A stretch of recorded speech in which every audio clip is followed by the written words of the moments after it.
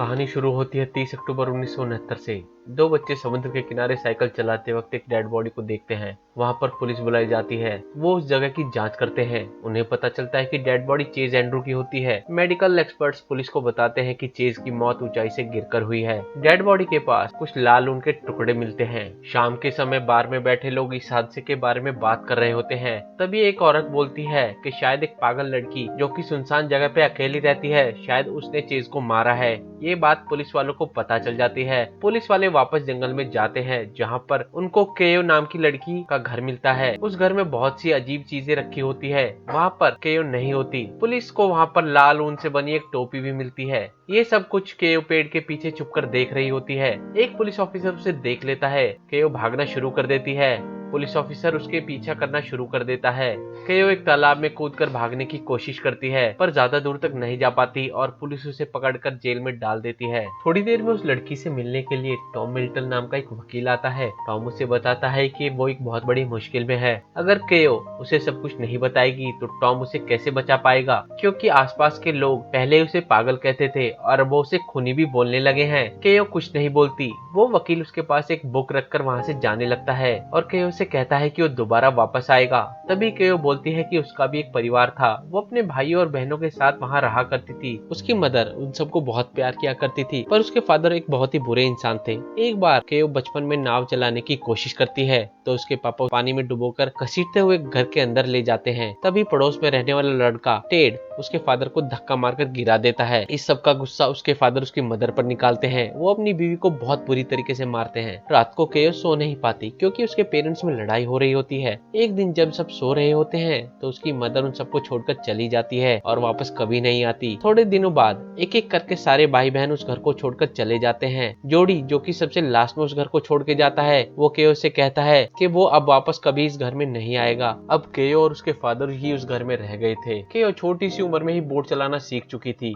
एक दिन वो नाव चलाते वक्त घर का रास्ता भूल गई थी। तब उसे वहाँ पर टेट नाम का एक लड़का मिलता है जो उसे वापस घर आने में हेल्प करता है। पहली बार केयो को अपने ऊपर विश्वास होता है। जब वो घर जाती है तो अपने फादर से खाना के लिए बोलती है। वो दोनों मिलकर फूड स्टोर जाकर सामान खरीदते हैं। उसके फादर वहाँ से चले जाते हैं। वहाँ पर काम करने वाली औरत ये देखकर बुरा लगता है कि केयो स्कूल नहीं जा सकती। केयो को ये बात अजीब लगती है। अगले दिन वो अकेले नंगे पैर शहर में बने स्कूल की तरफ चल देती है। वो वहाँ चल रही कारों को देखकर डर जाती है और उसे वहाँ के लोग बहुत ही अजीब लगते हैं। वो स्कूल में पढ़ने के लिए पहुंच जाती है। वहाँ पर बच्चे उसके कपड़ों को देखकर उसके ऊपर हंसते हैं। केयो को ये सब बर्दाश्त नहीं होता और वो वहाँ से भागकर अपने फादर के पास वापस आ जाती है। अब वो अपने फादर के साथ मिलजुल कर रहना शुरू कर देती है। केयो के फादर उससे कहते हैं कि किसी के ऊपर यकीन नहीं करना चाहिए। एक दिन केयो की माँ का खत उसके पास आता है। उसके फादर उसे बिना पढ़े ही जला देते हैं। केयो रोते हुए खत की राख को एक बोतल में भरकर रख लेती है। शाम के समय उसके फादर उन सब चीजों को जला देते हैं जो कि उसकी वाइफ की होती है। एक दिन उसके फादर भी केयो को छोड़कर कहीं चले जाते हैं। अब केयो अकेला उस घर में रहा करती थी। वो जैसे तैसे करके अपने खाने का इंतजाम कर रही थी। वो पानी से मछली पकड़ती और उन्हें मार्केट में बेचकर अपना खर्चा चला रही थी। कहानी प्रेजेंट में शिफ्ट होती है। कोर्ट का पहला दिन होता है। कोर्ट में बैठे हुए लोग चिल्लाना शुरू कर देते हैं कि केयो गुनहगार है। अब जेल में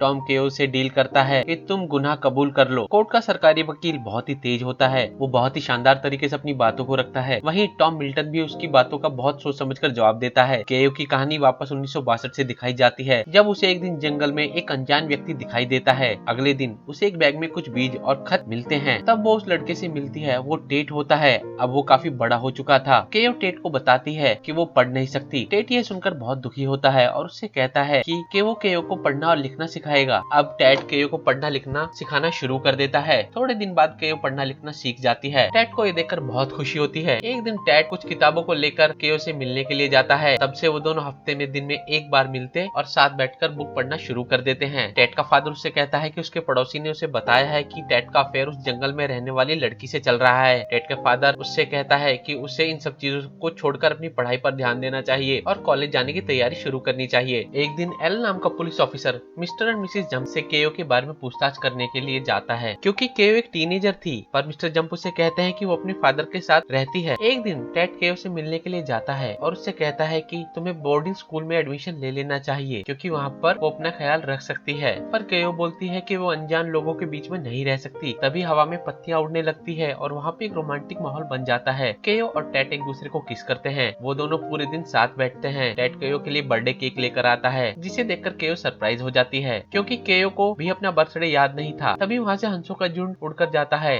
वो लोग आसमान में देखने लगते हैं। वो दोनों थोड़ा रोमांटिक होने लगते हैं, पर केयो उसे आगे बढ़ने से मना कर देती है। टेड अपने फादर को गुड न्यूज देता है कि उसका एडमिशन यूनिवर्सिटी में हो चुका है। वो ये सब कुछ केयो को भी बताता है। केयो उसे अपने से दूर नहीं जाने देना चाहती थी, पर टेड केयो से कहता है कि वो इस जंगल में नहीं रहना चाहता, क्योंकि वहाँ पर लाइफ जीने के लिए सुविधाएं नहीं थी। सुबह का टाइम होता है। टेड केयो को एक लिस्ट देता है जिसमें पब्लिशर्स का नाम होता है, जो शायद केयो की ड्राइंग और जंगल की कहानी प्रिंट करने में इंटरेस्टेड होंगे। टेड चला जाता है। केयो जंगलों में फिर से ड्राइंग करना और कहानी लिखना शुरू कर देती है। 4 जुलाई का दिन होता है। इस दिन टेड केयो से मिलने आने वाला था। केयो अच्छे कपड़े पहनकर मेकअप करके समुद्र के किनारे जाकर का इंतजार करने लगती है। पूरा दिन बीत जाता है, पर टेड नहीं आता। केयो वापस घर आती है और गुस्से में आकर अपनी ड्राइंग को जलाना शुरू कर देती है। प्यार में धोखा खाने के बाद उसका मन नेचर में और लगने लगता है। ट्रायल शुरू होता है। टॉम मिल्टन कोर्ट में केयो को बचाव करते हुए जज को बताता है कि चेज की मौत एक एक्सीडेंट से हुई है। केयो 1968 का एक एक्सीडेंट याद करती है कि एक अनजान आदमी उसके घर के आसपास की फोटो खींच रहा होता है। वो उसे देखकर डर जाती है और भागकर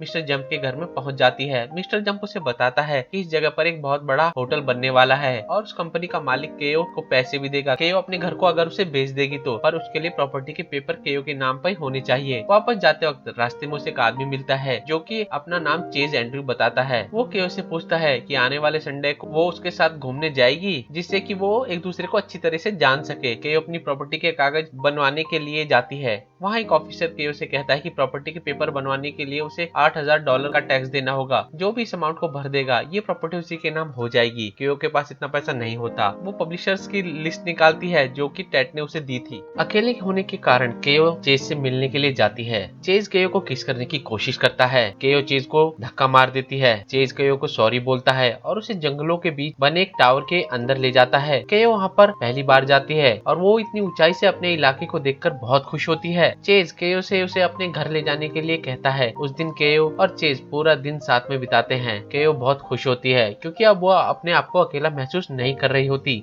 सीन प्रेजेंट में शिफ्ट होता है। कोर्ट में सरकारी वकील इस बात का मुद्दा बना रहा होता है कि लाश के पास लाल ऊन के टुकड़े कैसे पहुँचे। केयो फिर से पास्ट के बारे में सोचने लगती है। केयो चेज को किस कर रही होती है। केयो को एक पब्लिशर का लेटर मिलता है जो कि इसकी बुक छापने के लिए तैयार था। चेज का भी अपनी कंपनी में प्रमोशन हुआ था। वो दोनों एक रात साथ बिताते हैं। चेज केयो को प्रॉमिस करता है कि वो उससे शादी करेगा। वो केयो को बोलता है कि उसे कुछ दिनों के लिए दूसरे शहर जाना पड़ेगा। चेज केयो को अपने साथ चलने के लिए बोलता है। केयो घबराते हुए चेज को हाँ बोलती है। वो दोनों गाड़ी से शहर की तरफ चल देते हैं। वो लोग रास्ते में एक होटल में रुकते हैं। वहाँ वो दोनों इंटीमेट होते हैं। काम पूरा होने पर चेज केयो से अपने प्यार का इजहार करता है। केयो चेज को गिफ्ट में एक सीशेल का नेकलेस देती है, पर वो सीशेल का नेकलेस केयो की डेड बॉडी पर नहीं मिलता। चेज की माँ केयो को उसकी मौत का जिम्मेदार बताती है। उसके मुताबिक चेज ने अपनी माँ से झूठ बोला था कि उसने केयो के साथ रहना बंद कर दिया है। केयो का वकील कोर्ट को बताता है कि पुलिस ने केयो के पूरे घर की तलाश की और वो नेकलेस उसके घर में नहीं मिला। केयो फिर से अपने पास्ट में चली जाती है। एक दिन केयो और चेज को टेड एक साथ देख लेता है। टेड का दोस्त उसको बताता है कि चेज और केयो का अफेयर चल रहा है। चेज और टेड के बीच झगड़ा होने लगता है, पर मिस्टर जंप आकर उन दोनों का झगड़ा बंद कर देते हैं। एक रात को टेड केयो से मिलने के लिए आता है। केयो गुस्से में आकर उस पर पत्थर फेंकना शुरू कर देती है और वो टेड से कोई भी एक्सक्यूज सुनने से मना कर देती है और वो टेड को कहती है कि तुम यहाँ से चले जाओ, तुम्हें तो यहाँ रहने में डर लगता है, शहर जाओ और वहाँ की लाइफ एंजॉय करो। टेड केयो से कहता है कि उसे अपनी गलती का एहसास है और वो केयो की लाइफ में दोबारा आना चाहता है, पर केयो उसे माफ नहीं करती। सीन प्रेजेंट में शिफ्ट होता है। टॉम मिल्टन केयो से पूछता है कि वो किसी को जानती है जो कि चेज को मारना चाहता हो। केयो फिर से पुरानी बातें याद करती है। एक दिन जब वो चेज से मिलने जा रही होती है, तभी उसे चेज एक लड़की के साथ घूमता हुआ मिलता है। तब उसे पता चलता है कि उन दोनों की सगाई हो रखी है। केयो रोते हुए अपने घर घर आती है। चेज उसके पीछे उससे बात करने के लिए उसके घर आता है, पर चेज को देखकर केयो छुप जाती है। केयो को घर ना पाकर चेज वापस चला जाता है। केयो दुखी होकर जंगल के बीच भागती हुई बीच में छुपकर जोर जोर से चिल्लाते हुए रोने लगती है। जल्दी ही उसकी बुक छपकर आ जाती है और कुछ पैसे भी एडवांस में मिलते हैं। वहाँ से मिले पैसों से वो अपने घर के लिए नया सामान खरीदती है। एक दिन केयो से मिलने उसका भाई जोड़ी आता है, जो कि आर्मी में सोल्जर था। जोड़ी केयो को बताता है कि उनकी मदर मर चुकी है। वो लोग दुखी होते हैं क्योंकि उन लोगों को अलग रहना पड़ा था। जोड़ी केयो से कहता है कि कोडी भी उसे मिलना चाहता है। केयो जोड़ी को अपनी किताबें दिखाती है। अगले दिन चेज अपने दोस्तों के साथ केयो के घर आता है। केयो चेज से बात करने से मना कर देती है।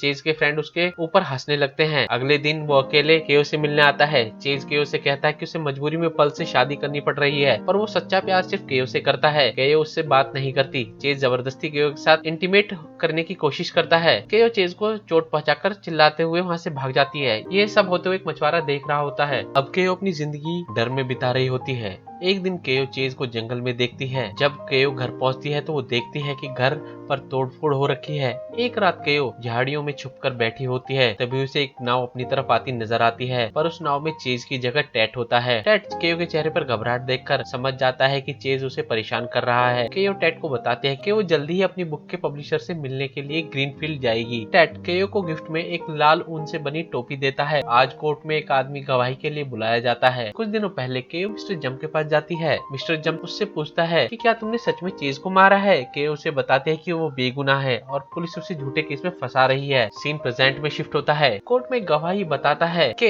29 अक्टूबर को केयो को ग्रीनफील्ड जाने वाली बस में बैठते हुए देखा था। उसके बाद कोर्ट में बुक पब्लिशर को बुलाया जाता है, जो कोर्ट को बताता है कि उसने केयो के साथ 29 अक्टूबर को डिनर किया था और भी बहुत सारे लोग तब उनके साथ थे। जेल में टॉम केयो से कहता है कि वो जूरी के सामने अपना पक्ष रखे, पर केयो ऐसा करने से मना कर देती है क्योंकि उसे लगता है कि सब लोग उसे गुनहगार मानते हैं। अब कोर्ट में फैसले का दिन आ चुका था। कोई भी पुख्ता सबूत ना होने की वजह से कोर्ट केयो को छोड़ देता है। केयो राहत की सांस लेती है। वो टॉम और उस पब्लिशर को सपोर्ट करने के लिए धन्यवाद देती है। केयो का भाई उसे घर ले जाता है। कुछ दिनों तक अपने घर में अकेले रहने के बाद वो वापस जंगल से बाहर निकलना शुरू कर देती है। अब केयो और टेड दोबारा मिलना शुरू कर देते हैं। उन दोनों की शादी हो चुकी है। उन दोनों की जिंदगी अब बेहतर होने लगी थी। एक दिन मिस्टर जंप की मौत हो जाती है। केयो और टेड अपनी सारी जिंदगी उस जंगल में बिताते हैं और एक साथ बूढ़े होने लगते हैं। एक दिन टेड को केयो की लाश नाव में मिलती है। केयो की मौत के कुछ दिनों बाद जब टेड उसके सामान देख रहा होता है, उसे एक किताब के पीछे वाले हिस्से में वही सीशेल का नेकलेस मिलता है। टेड को शॉक लगता है और उसे फील होता है कि केयो खूनी थी, पर यह सीक्रेट भी उसी के साथ इस जंगल में छिपकर कहीं रह जाता है।